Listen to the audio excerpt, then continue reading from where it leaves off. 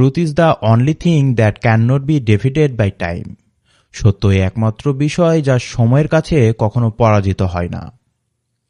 একজন রাজনৈতিক নেতা যখন বিদেশ থেকে ফিরে এয়ারপোর্ট থেকে ৩০০ ফিট পর্যন্ত আসার জন্য বাসের চারপাশে ৩০০ থেকে ৪০০ সশস্ত্র সামরিক বাহিনীর কোস্টগার্ড পাহারা পান, তখন কি আপনাদেরও মনে একই প্রশ্ন উকি দিচ্ছে না? তিনি কি বাংলাদেশের অলিখিত প্রধানমন্ত্রী হয়ে গেছেন? তাহলে ভোটের আর কি প্রয়োজন? ভোট যদি আগেভাগেই নির্ধারিত থাকে, তবে দেশের কোটি কোটি টাকা খরচ করে নির্বাচনের নাটক কেন? আজকের ভিডিও শেষে আমরা দেখব এই যে এলাহি কায়দা আর বর্তমানে গড়ে ওঠা অদ্ভুত রাজনৈতিক মেরুকরণ, এর মাধ্যমে শেষ পর্যন্ত ক্ষমতায় থাকা একজনের কোন কথাটি অলৌকিকভাবে ফলে যাচ্ছে। শেষ পর্যন্ত সাথে থাকুন। আজ আমরা কোনো আবেগী কথা বলবো না, আজ বলবো তথ্য ও যুক্তির কথা। যারা মনে করেছিলেন ৫ আগস্টের পর বাংলাদেশের বৈষম্যমুক্ত রাষ্ট্র গঠন হয়েছে, তারা কি সাম্প্রতিক পত্রিকাগুলোর দিকে তাকিয়ে বুকফাটা হাহাকার করছেন না? কেন হঠাৎ এনসিপি আর জামাতের জোটবদ্ধ হওয়ার নিউজ আসছে? এর পেছনের রহস্য ভিডিওর একদম শেষে উন্মোচিত হবে। মাঝখানে কিছু চাঞ্চল্যকর নিউজ কার্ড আপনাদের জন্য থাকছে।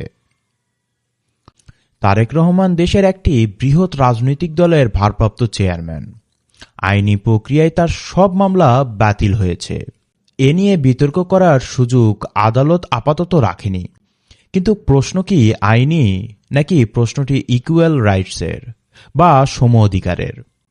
আমরা কি লক্ষ্য করেছি বাংলাদেশের কোনো প্রাক্তন রাষ্ট্রপতি বা দলের প্রধানকে কি এভাবে এয়ারপোর্ট থেকে ৩০০ ফিট পর্যন্ত বা আজকের পর্যন্ত ৩-৪০০ মিলিটারি ফোর্স বাসের চারপাশে দিয়ে হেঁটে পাহারা দেয়? ৩-৪০০ মানুষ পায়ে হেঁটে বাসকে নিয়ে আসা এই বিরল দৃশ্য কি ইঙ্গিত দিচ্ছে? আমরা কি সাধারণ নাগরিকরা আজ নিরাপদ?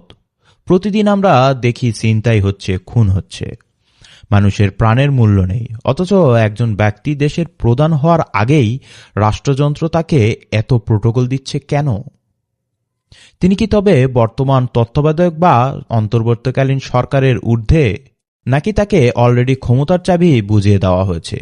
তাহলে ভোটের আয়োজন কেবল সাধারণ জনগণের সাথে ধোঁকাবাজি নয় কি?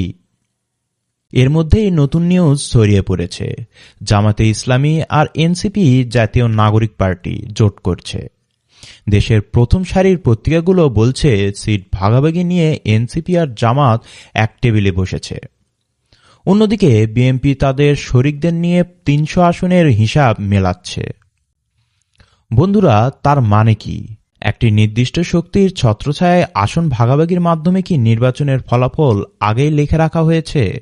একটু পরে আমরা এমন একটি তথ্যে আসব যা শুনলে আপনি ভাবতে বাধ্য হবেন যে আসলে বাংলাদেশের ক্ষমতার খেলাটা কোথায় লুকানো।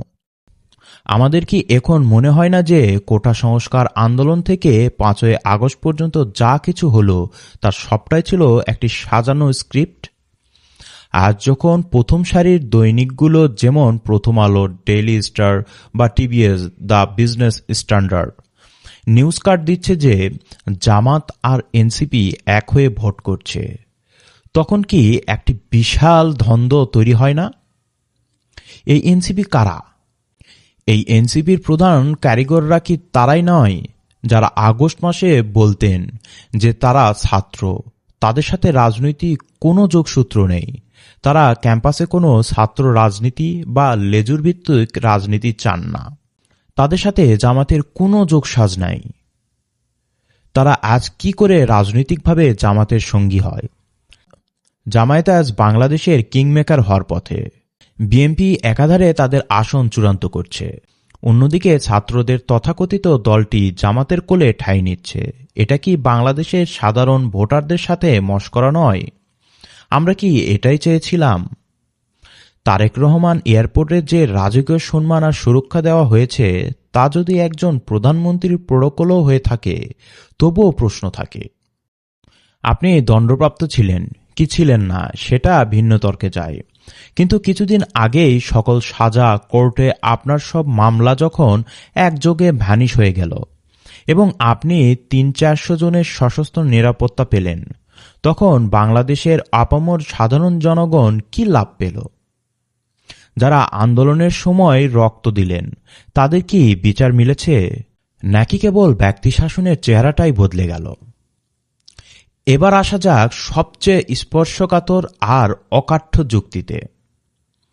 আজ থেকে ১৬-১৭ মাস আগে বা ২০২৪ সালের জুলাই-আগস্ট মাসে শেখ হাসিনা বারবার একটি কথা বলেছিলেন। তিনি জাতির উদ্দেশ্যে বলেছিলেন, এগুলো কোঠাবিরোধী আন্দোলন নয়, এরা হলো জামাত শিবিরের জঙ্গি, যারা আড়ালে থেকে রাষ্ট্রকে জিম্মি করছে।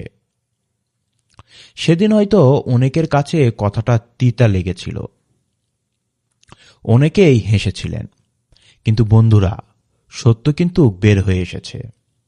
এই যে আজ এনসিপি দল হলো আর তারা গিয়ে জামাতের সঙ্গেই জোট বাঁধছে, এই একটি সিদ্ধান্তই কি প্রমাণ করে না যে শেখ হাসিনার সেই প্রতিটি সতর্কতা আজ হুবহু সত্য প্রমাণিত হচ্ছে?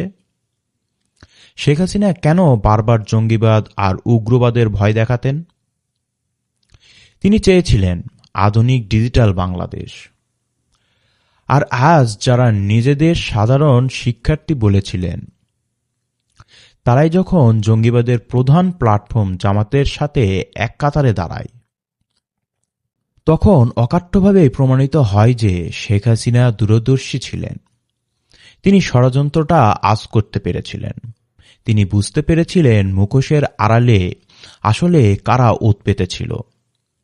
তারেক রহমানকে আইনের ঊর্ধ্বে বসানো আর ছাত্রদের আজ চরমপন্থীদের পাশে হাত মিলানো সবকিছুই প্রমাণ করে যে বাংলাদেশ একমাত্র শত্রুবাণীটি ছিল আওয়ামী লীগের সভানেত্রী দেশরত্ন শেখ হাসিনার কণ্ঠে। তার দূর করা ছায়াগুলো এখন আলোর প্রলেপ দিয়ে পুরো দেশটাকে গিলে খাওয়ার চেষ্টা করছে। এটি কি প্রমাণিত হয় না? আমার আজকের কথাগুলো হয়তো কারো কারো জন্য তিক্ত সত্য হয়ে দাঁড়াচ্ছে। আপনাদের কাছে আমার একটি প্রশ্ন, তারেক রহমানকে এয়ারপোর্ট থেকে ৩-৪০০ মিলিটারি পাহারায় ঘরে নেওয়া আর তরুণদের এই জামাত প্রেম দেখে আপনাদের মনে কি এখনো মনে হচ্ছে দেশ সঠিক পথে চলছে? ৫ আগস্টে আপনাদের রক্ত কি শুধু এই দিন দেখার জন্যই ছিল? আর শেখ হাসিনা যে ষড়যন্ত্রের কথা বলেছিলেন তাকে আজ ধাপে ধাপে দৃশ্যমান সত্যে পরিণত হচ্ছে না? আপনারা কি মনে করেন না যে দিন শেষে বাংলাদেশের স্বার্থ রক্ষার আসল মানুষটি তিনিই ছিলেন? নিচে কমেন্টে লিখুন আপনার সৎ, সুচিন্তিত, সাহসী মতামত। এই ভিডিওটি সবার কাছে শেয়ার করবেন সত্য অনুসন্ধানে। আজকে এই পর্যন্তই, তাহলে দেখা হচ্ছে নতুন কোনো ভিডিওতে নতুন কোনো আঙ্গিকে। ততক্ষণ পর্যন্ত ভালো থাকুন, সুস্থ থাকুন, আল্লাহ হাফেজ, ধন্যবাদ।